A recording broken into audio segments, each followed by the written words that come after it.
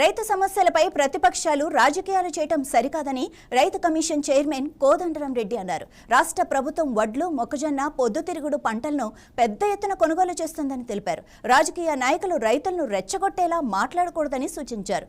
మద్దతు ధరలు ఇవ్వటంలో కేంద్ర ప్రభుత్వం బాధ్యతారహితంగా వ్యవహరిస్తోందని ఆరోపించారు. పత్తి కొనుగోళ్లపై కేంద్రం ఆంక్షలు విధించడంతో రైతులకు చాలా నష్టం జరుగుతోందన్నారు. 23 పంటలకు మినిమం సపోర్ట్ ప్రైస్ కేంద్రమే నిర్ణయం చేసింది. ఆ 23 పంటలకు కూడా ఉదాహరణకి ధాన్యం విషయానికి వస్తే ఈ సంవత్సరానికి కేవలం 72 రూపాయలే పెంచింది.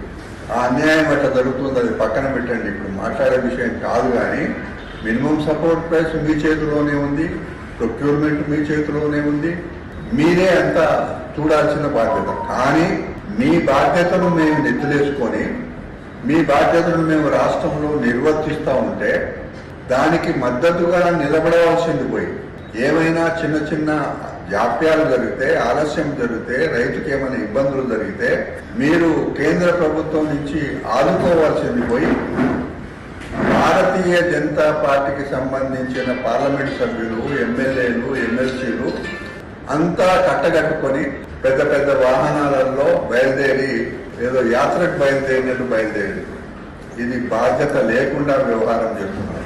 ఒక్కసారి మీరు ఫుడ్ కార్పొరేషన్ ఆఫ్ ఇండియా వ్యవస్థ ఎట్లొచ్చింది, ఏమిటి, మీ బాధ్యతలు ఏమిటి ఒకసారి గుర్తు చేసుకోండి. కాబట్టి ఇక్కడ గుర్తు చేస్తా ఉన్నాం. మేము అగ్రికల్చర్ ఫార్మర్ వెల్ఫేర్ కమిషన్ మేము మామూలుగా ఎప్పుడు మీడియా ముందుకు రాము.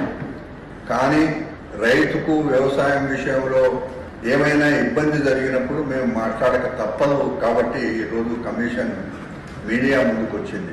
చెప్పక తప్పదు కాబట్టి చెప్పాల్సి వస్తున్నది. ఇక్కడ వరికి, పత్తికి మినిమం సపోర్ట్ ప్రైస్ ఉంది. వరి విపరీతంగా పండింది, మేము కొంటానే ఉన్నాం. కానీ ప్రొక్యూర్మెంట్ చేసి మీరు ఎఫ్సిఐకి తీసుకోవడం జాప్యం చేస్తూ ఉన్నారు. అడుగడుగున జాప్యం చేస్తున్నారు, డబ్బులు ఇవ్వడంలో జాప్యం చేస్తున్నారు. 2014 నుంచి ఇప్పటి వరకు రైతుకు హమాలి లేదు, సుతిలి లేదు, రైతును పట్టించుకున్న పాపాన పోలే.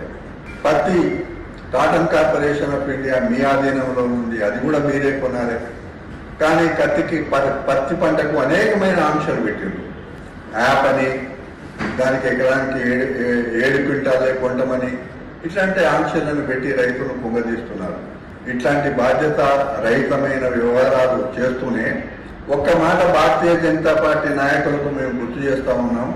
భారతదేశంలో నేను ఎంక్వైరీ చేసిన ఇతర రాష్ట్రాలలో కూడా ఎక్కడ కూడా మొక్కజొన్న కానీ, సన్ఫ్లవర్ కానీ, జొన్నలు కానీ ఇతర పంటలు కొనడం లేదు. పక్క రాష్ట్రంలో కూడా కొనడం లేదు. ఆంధ్రప్రదేశ్లో ఒక్క వరే కొంటున్నారు. కానీ తెలంగాణ రాష్ట్రంలో వరితో పాటు మొక్కజొన్న, సన్ఫ్లవర్, జొన్నలు